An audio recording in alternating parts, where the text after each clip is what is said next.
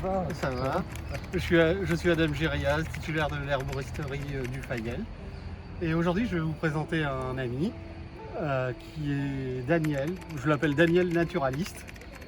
C'est une mine d'informations sur les plantes. Je vais te demander déjà comment tu t'es intéressé aux plantes et tu en as fait quasiment ton métier. Oui, je suis passionné de nature depuis longtemps. Depuis tout petit, j'ai toujours été intéressé par la nature. Et donc, là, je me suis intéressé depuis très longtemps aux plantes médicinales grâce à ma grand-mère.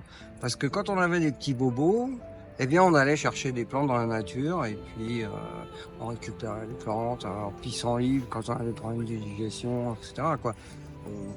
Et moi, j'ai fait des petites expériences avec ma grand-mère. Ça a commencé comme ça. Et puis en 98, j'ai passé un diplôme de guide nature en Belgique et j'ai trouvé ça génial. Et j'ai fait des stages aussi avec l'ANVL, enfin une association naturaliste qui est située à Fontainebleau, où il y avait des petits stages aussi de phytothérapie avec des formations.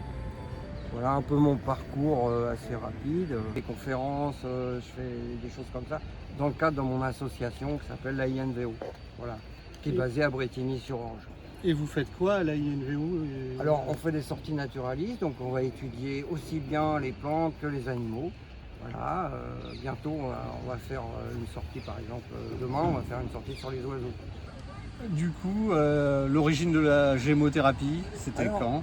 Alors, c'était dans les années 60 en fait, mais quand on regarde l'Antiquité et tout ça, on va retrouver aussi Les les macérats, surtout le peuplier qui était très utilisé pour les problèmes, je dirais, articulaires, parce que ça contient beaucoup d'acide acétylsalicylique.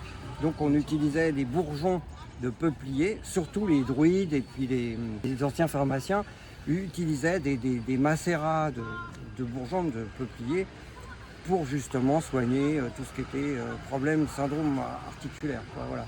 Voilà un des bourgeons utilisés qui est très très bien pour cette particularité. Alors tout à l'heure, tu me demandais la différence entre la gémo et la phyto. La gémothérapie, c'est intéressant parce que c'est holistique, c'est-à-dire ça reprend l'ensemble du totem, c'est-à-dire l'ensemble de la plante. En fait, gémothérapie, ça veut dire bourgeon. J'aime, c'est les bourgeons ou les pierres. Mais là, on ne parle pas de pierres, on parle de bourgeons. Et donc, la gémothérapie, c'est facile à utiliser. Il y a très peu de contre-indications. Franchement, c'est facile à utiliser. En plus, avec les produits qui existent aujourd'hui, comme les macérats. Alors, c'est des macérats quand même. On prend les bourgeons, on les met dans trois produits. Pourquoi ces trois produits? C'est simple, c'est parce que par exemple tout ce qui est liposoluble, ça va être les huiles qui vont récupérer, c'est-à-dire la glycérine. Tout ce qui est, je dirais, par exemple les tanins, les sucres et tout ça, c'est hydrosoluble. Donc là, ça va être l'eau. Et l'alcool, l'alcool c'est pour la conservation et c'est aussi pour toutes les molécules, tout ce qui est les molécules, je dirais, hormonales.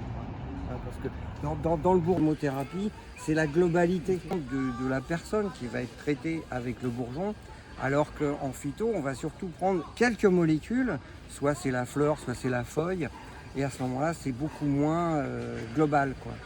Là, mais est-ce que tu penses qu'il y a un antagonisme entre utiliser des médicaments et des plantes ou c'est complémentaire? je pense que c'est complémentaire. On ne peut pas absolument... en fait, ce qui est intéressant dans les plantes, c'est que c'est à disposition, c'est facile à gérer, quoi. Je veux dire, c'est plus facile à gérer qu'un médicament. Par exemple, en cas de rupture de certains médicaments, on peut compenser par des plantes pour de la bobologie. Pour de la bobologie. Pour de la bobologie, évidemment. Pour des grosses pathologies, c'est très compliqué. Oui, il ne faut pas se mentir. Faut pas se mentir, quoi. Ouais. Et moi, j'avais deux dernières questions. Comment on fait pour te contacter pour des sorties ou pour des conseils sur la gémothérapie? Les sorties animaux, par exemple, est-ce que ça intéresserait souvent les enfants? Est-ce que dans tes groupes, tu accueilles des enfants? Oui, bien sûr. Oui. Quand je fais des sorties avec Île-de-France Nature, je fais beaucoup de sorties avec Île-de-France Nature. L'année dernière, j'ai fait une sortie sur les mares pour étudier la faune faune et la flore des mares forestières. Donc là où il y avait beaucoup d'enfants. Sinon, je m'intéresse aussi aux traces d'animaux, par exemple. Et là, c'est pareil, il y a beaucoup d'enfants qui viennent parce que c'est un peu ludique. Donc, ils ont un parcours à faire, ils doivent rechercher des traces d'animaux. Donc, des fois, ils sont bluffés. Ou les sorties araignées. Bon, là, les parents, ils ont tendance à avoir un peu peur, mais les enfants, ils n'ont pas peur des araignées. Donc, on peut les faire manipuler, les araignées. Il y a des araignées venimeuses en Ile-de-France? Bah, en fait, non, en Ile-de-France, on est tranquille. Mais bon, pour revenir aux plantes, oui, je fais aussi ce que j'appelle les tisanes de la nature. Voilà. Les tisanes de la nature, bon, on est dans un terrain et puis je ramène des réchauds, des gamelles, etc. Et on fait des infusions, des choses comme ça. Et en même temps, bah, je leur explique comment on peut utiliser quelques conseils sur la phytothérapie. Voilà. Et sinon, j'organise aussi des petits stages de botanique de temps en temps. Alors là, c'est sur demande.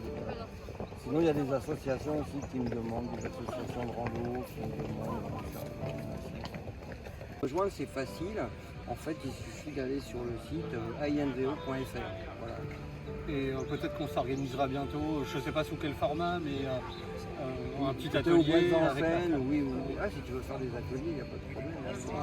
Peut-être un atelier, on n'a pas réfléchi le format, mais sur la gémothérapie. On a plein de possibilités, quoi. Avec les plantes, c'est vraiment... En fait, c'est une pharmacie naturelle. Merci. C'était Riaz Adamji de l'herboristerie du Fayel et Daniel, naturaliste. À bientôt, au prochain numéro.